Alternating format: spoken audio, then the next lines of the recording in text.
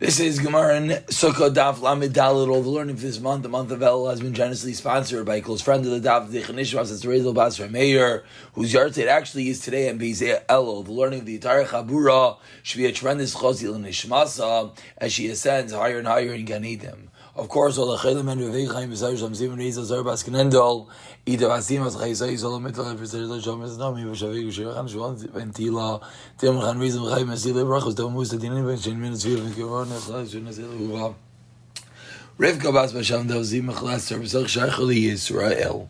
We concluded yesterday with the Mishnah on the bottom of Lamed Gimel Lamed Beis, the Mishnah that started discussing in Arava. And just to quickly read through the Mishnah again, Arava Gzula V'Yevesha Psula, Shalashev Shenir Lidachas Psula, that which we see in the previous Mishnah, stolen, dry, on a share tree, a city, or a Ernidachas, those were all puzzle. Nikdam Roishe, but at the top was cut off, never to all of the leaves were torn off, but as Sapsva, which we'll see in the Gemara what that means, Psula. Kimusha, whether Vishnasha makes us olive, or the part of the limb of the leaves fall off, shalbal, or if it's from the field, it's a different type of place where the dasim grow, ksheira, it is kosher. Says the Gemara in the bottom of Lamed Gimel and Beis, as we start learning about the Hadasim Tana Rabbanan. Arvei Nachal Ekdim Alei Nachal. What does it mean? Arvei Nachal means the type of leaf that grows by the brook. Davar Acher, another explanation. Arvei Nachal Shalu Alam Shalah Mashuch Kinachal. It refers to the type of willow whose leaf is long, like a nachal, like a brook. Says the Gemara Tani Idach, another brayso. Arvei Nachal Ein Liel Arvei Nachal. What does it mean? Arvei Nachal. It means only something that actually grows by the brook. Shalbal Shal. Where do we know if it comes from the field or the mountains? Therefore, it says it in plural. Any type of willow is going to be perfectly fine. Moving over to the top of Lamed Aleph, Arvei refers to Shtayim, Achaz Lulav, Vachaz Le'mikdash. Two different types of aravos. As we're about to see, there's the classical arava that we put in our lulav, and then there's another type of arava. There's the rava of the base of Migdash. Used to take the aravos and stand them around the mizbeach and perform a very special service. Says Avashal, when the Torah refers to in the plural, Arvei, that's referring to these two different types, two different mitzvahs that you do with the Aravos. Asks the Gemara of Rabbanan Lebikdash Bin Alei, according to the Rabbanan, where do they know that Arava is needed for the Beis HaMikdash? Because they use the word Arvei, the plural, for elsewhere. Answers the Gemara, it's Allah Sinai, Damar Avasim Rav Yechanan, Eser Nitiyos. 10 plantings. 10 plantings is that a field of 10 saplings you're allowed to plow all the way until Shemitah, because if not, they're going to die. And the plowing of such a field just keeps them alive. So you're allowed to go all the way until Shemitah. Arava, the halacha of Arava, v'nisacham mayim, and the pouring of the water on Sukkahs. These three halachas are halacha l'Moshe miSinai. So the Rabbanan hold, even though the word arvei, the plural, is used for elsewhere, but we know the halacha of the aravais, that you use it for the Beis HaMikdash from Halach L'Moshe Mi Sinai. Tana Rabbanan. 5 lines from the top, Yudalim and Aleph, says the Gemara Tana Rabbanan. Arvei Nachal, what does that refer to? Agdilas ala Nachal, like we saw at the beginning of the Gemara, Prat, and says the Gemara a bit further, what does that come to exclude? L'savsava Agdila Ben Arim. L'savsava, and now we're learning out what is Savsva. Savsva is an entity that grows by the mountains. It's a type of willow that grows by the mountains, and therefore is not kosher for the mitzvah on Sukkot. Amrav Zeira Maikara. Where do we know that Savsva is not an arava? Says the Gemara, Kach al mayim rabim Savsva shema. Pasuk says, take that which grows on water and set it up as a Savsva. Amrle Abayi says, Rav Zeira, 1 second. You just told me the pasuk of Kach al mayim rabim is referring to that you do not take the Savsva, but perhaps it's explaining, meaning what? Perhaps we read the pasuk as follows: Kach al mayim rabim, he takes that which grows on the water, and what is this entity that grows on the water? Savsva. So maybe the exact opposite as Rav Abayi. Maybe we learn out specifically that you, yes, can take the Savsva, and not like you just suggested that you cannot. Answers the Gemara, Im Kain Mai Samai. It says Rav Zeir, no, because what would the word Samai mean? And therefore it must be coming to set Samai is setting it up, must be coming to exclude the Savsva. Amar Rav Avua, says Rav Avua, Amar HaKadosh Baruch Hu, says Hashem, again, delving further into this pasuk. Ani amarti, I said, I said that Klal Yisrael should be like that which is taken from a lot of water. And what is it? The Arava. And but they set themselves up like Sasva on the mountains, and that's the drush of this pasuk, referring to Klal Yisrael. Ika damasni loha. Says the Gemara, about 10 lines from the top. First word on the line is Bisavsafa. Says the Gemara, there are those that learned the previous discussion as follows, meaning we're going to now have the exact same thing that we just said a moment ago, but we're going to have it in relation to a Braisa. Says the Gemara,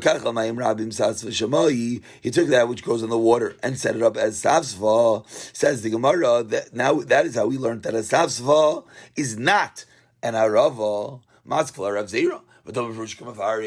Again, it's going to be the exact same thing we said before with a slight twist. Ask the Gemara, like we said a moment ago, maybe the pasuk is explaining itself, meaning that when the pasuk refers to taking something on the water, that specifically is referring to the Savsva, that you, yes, can take the Savsva. And that, to that the Gemara retorts, can't be, why not? My Samai. From the word that says Samai, that you set it up, shows you that it's excluding the Savsva. And Amar Rav Avua, Amar Kadosh Baruch Hu, Amarti Yisrael Lefanei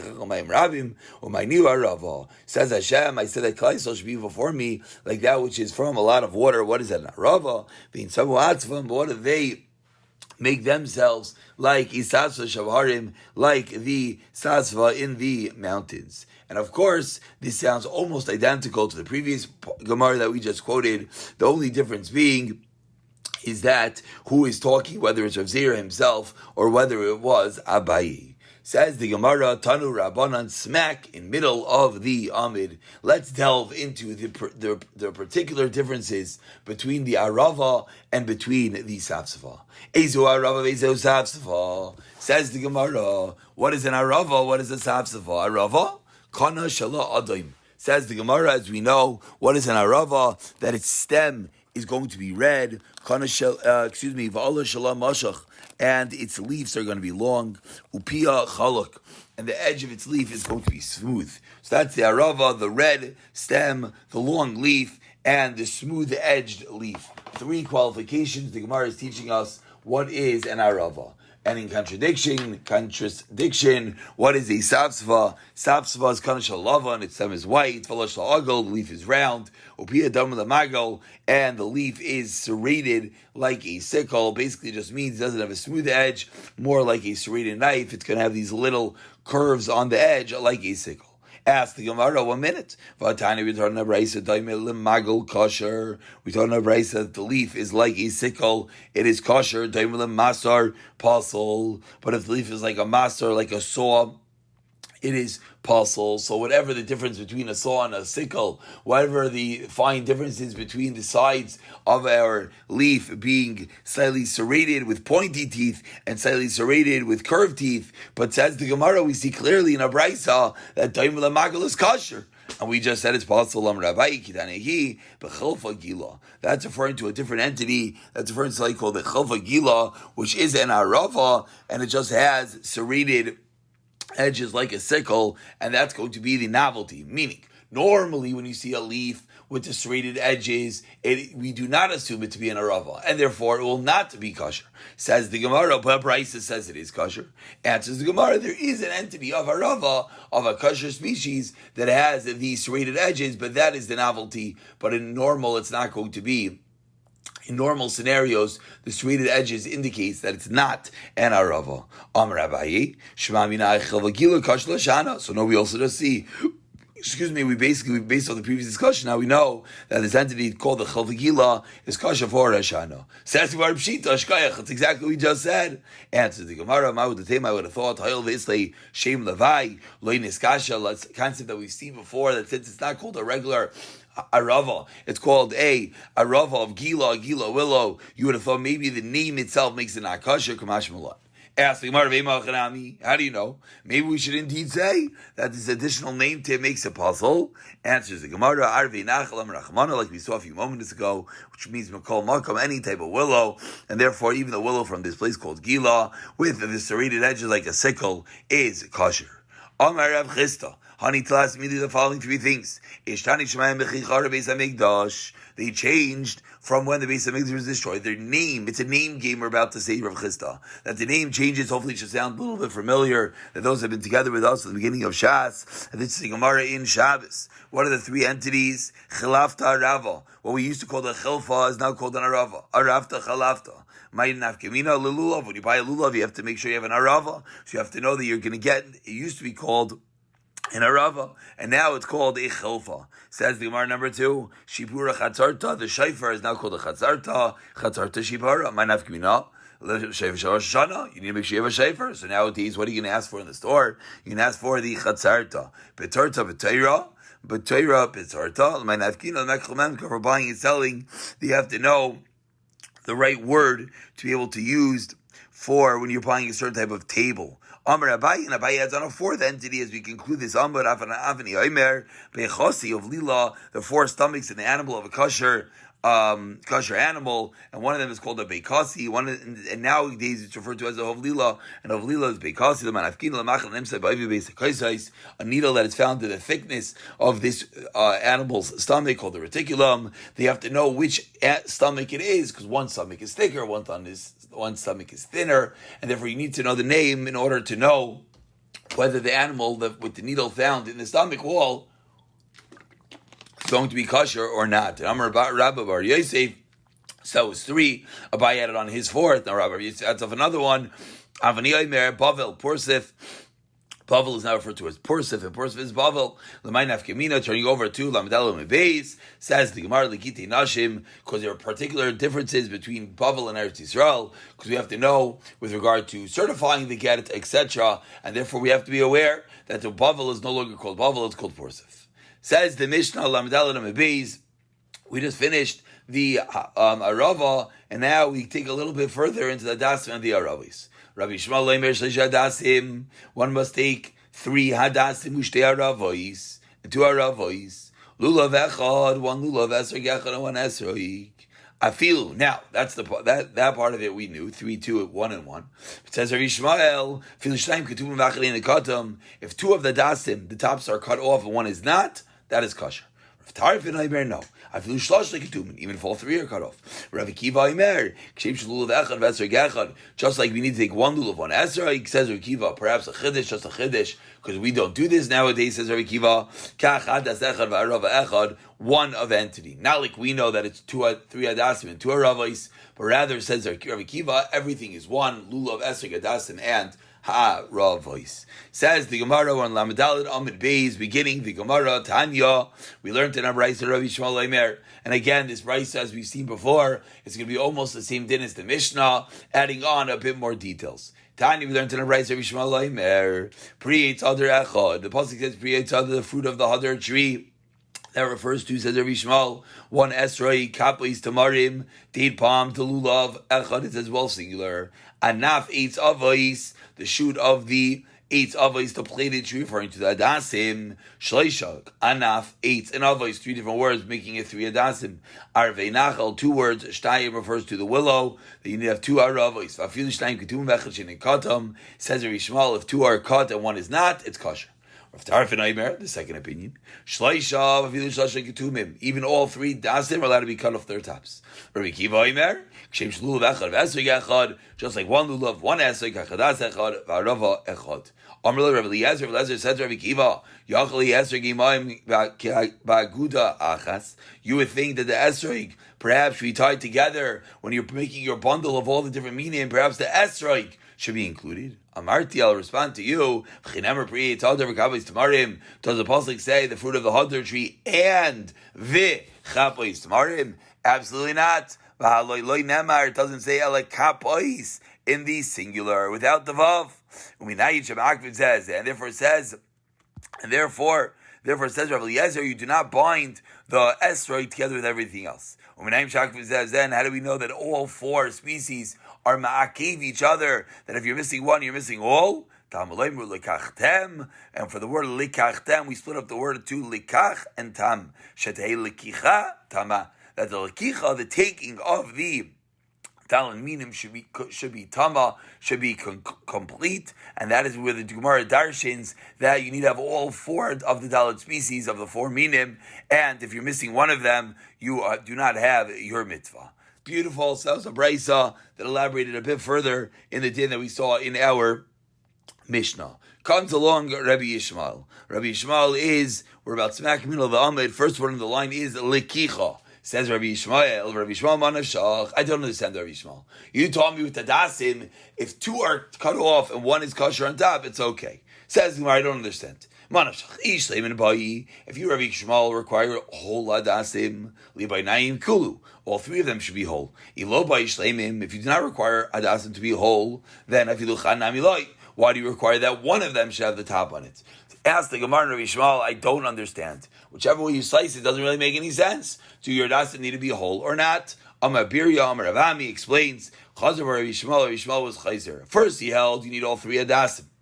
Now, Rabbi Yishmael is being chayzer, it's the opinion of Rabbi Kiva, and he's telling us really one hadas is okay, and that is the reason why he taught us that if you have three hadas, that's the reason why he taught us that if you have one whole hadas, it is kosher. Amar Rav Yehuda Shmuel, halacha, Rav Tarfin. One hadas is all that we need. Vaz the Shmuel Tamei, Shmuel goes according to his reasoning. That Shmuel told those who sold hadasim, says Shmuel, Ashvu v'zabinu, sell the hadasim with their value. Do not hike up the prices of the hadasim. Why not? Because it says Shmuel to the sellers, V'lo, and if you don't listen to me, Darshin l'cholu l'Rav Tarfin. I'm going to tell everyone that the hadasim are like Rav Tarfin, and really you're allowed to have hadasim with their tops cut off. My timer. What's the reason Shmuel said, I'm going to pass it like Rav Tarfin? If you're going to tell me Rav Tarfin was Mekel, but he should pass like Rav Akiva is even more Mekel. Excuse me, I think I said it incorrectly. Rav Akiva said you need to have one hadas. Rav Yishmael wasn't chayzer to Rav Akiva. Excuse me, let me say this properly. Rav Yishmael is learning that you do not have to have any complete hadasim. They are all allowed to be cut at top. So says the Gemara, if Shmuel was trying to be mekel, he should have said, I can be even more mekel, all the way like Rabbi Akiva, that only requires one, you don't need three at all. Answers the Gemara, three hadasim that are cut at top is more common from one hadas that's not missing the top is not as common. So says the Gemara, we have Rabbi Akiva that requires one complete hadas. We have Rav Tarfin that requires three hadasim, but they could all be missing their tops. Which is more kula, which is more lenient, says the Gemara Rav Tarfin. It's easier to find three deformed and hadassim that are missing their tops than to find even one whole hadas. And therefore, says Shmuel to the hadassim sellers, if you don't sell at a fair value, I'm going to hike up the price. Says the Gemara, so that is the concluding of the Gemara, as the Gemara proves, the Rav Tarfin does not hold, like he seemingly said in the Mishnah, that you need to have one complete one. Rather, he was chayzer, and he concludes you need to have three, but they're all allowed to be clipped. We're actually going to stop right here, because this, actually, let's go into let us learn the Mishnah about Esrik. Says the Mishnah, we have the Mishnah about Esrik, similar to the previous Mishnayis. Esrik, goes about Yavi's puzzle, the bottom of Lam Dalim base. Stolen or dry Esrik, puzzle. Shall Shev She'en Yachaz, puzzle. Shall Arlov, the Esrik is from the year of Arlov. Shall Truman Itmeis, if the Esrik is of Truma Nitmeis, if the Esrik is from Tamei, Truma, Arlo was the first 3 years, Truma that is Tamei, or Shal Truma Tahira, Lo Yito, you're not allowed to take such an Esrik, Vim Natal, it's kosher. Shal Tamai, which means it came from an Amaret, so we don't know if the appropriate Trumas and Maises were taken off. Beishamei Paislim, Beisal Machshir, Shal Maiser Sheni, Ebe Yushalayim. If it's a Maiser Sheni inside Yushalayim, Lo Yito, you should not use it. Of course, Maiser Sheni is the produce you bring up to eat in Yushalayim. So if the Esrog is from such produce, you should not eat it. If not, it's going to be kosher. Also, Chazaz Zarubai, now we get into the particulars of the Esrog. If the boils come on, the majority of the esrog nitla pitma, if the pitma was removed, niklaf, if the esrog was peeled, nistak, if it was split, nikev a kol shu, if it was punctured, missing a little bit, puzzle is puzzle. Also chazal zalmiyatu, if boils are on the minority, not al uksai, if the stem, the ukas was removed, nikev l'chazar kol shu, if it has a hole but it's not missing anything, kosher, it's kosher. Esrog akushi, an Ethiopian esrog, vayar kikarti, if it's very Greek, Rameir Machshir, Rav Yehuda, Paisol. Says the Mishnah concluding, Shir Esrog Akata, what is the size of a small Esrog? Rameir Amir Kegos like a walnut, Rav Yehuda Amir, Kibea like an egg. Ubegadol, a large Esrog, the Sheyochez Vishnei Yodayim, Keachos, that you could hold two of these Esrogim in one hand. Divi Rav Yehuda, Rav Yisrael, and says, no, I feel echad so big you can hold one esrog b'shtei yadav in two hands. All these cases of the esrogim, you need good pictures, which Mir Hashem will begin with and start from tomorrow.